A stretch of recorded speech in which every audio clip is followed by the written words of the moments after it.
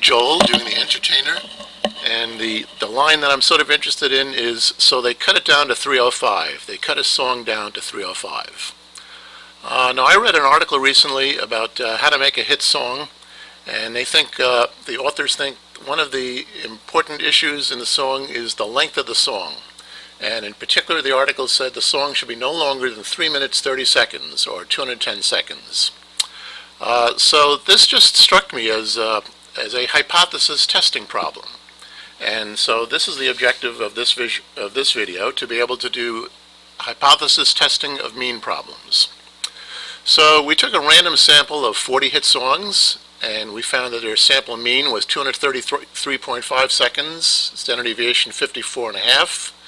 And let's use a 1% significance level to test the claim that the sample is from a population with mean greater than 210.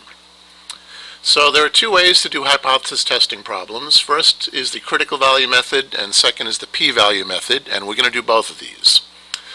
So the claim is that mu is greater than 210.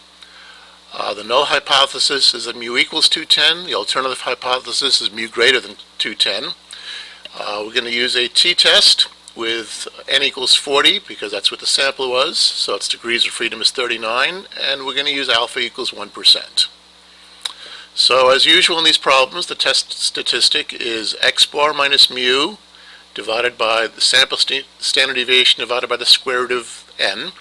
So here that's 233.5 is mu, 233.5 is x bar, 210 is mu, 54.5 is s, and the square root of 40 is the square root of n. That gives us 2.73. So now we have a test statistic of 2.73. The critical value from the table for n equals degrees of freedom is 39, and a one-tail probability of 0.01. The critical value is 2.426. That's a problem we've done before. So we have a critical value of 2.426. The test statistic is greater than that. It's in the critical region. It's 2.73. Since the test statistic is in the critical region, we reject the null hypothesis. And to say this in layman's terms, there is sufficient evidence to support the claim that the sample is from a population with mu greater than 210. And the bottom line is, this advice is not good advice. Let's do the same problem with the p-value method.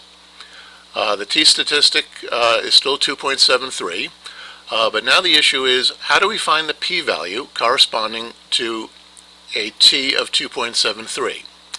Well, we've done this one before as well. If we go to the table for degrees of freedom 39, we'd like to find a 2.73, but it doesn't exist. If it did, it would be to the left of this one tail of 0.005. But we can't get it exactly, but we do know it's less than 0.005. If we used Excel, we would use t.dis.rt, and we'd see it's 0.0047. And similarly, we could use StatDisk and also find that its probability is 0.0047. So since the p-value is less than the significance value, when the p is low, the null must go. We reject the null hypothesis. There is sufficient evidence to support the claim that the sample is from a population greater than 210. The advice is not good advice. So those are the two ways to do hypothesis testing, and we will be doing similar problems in class to test your understanding.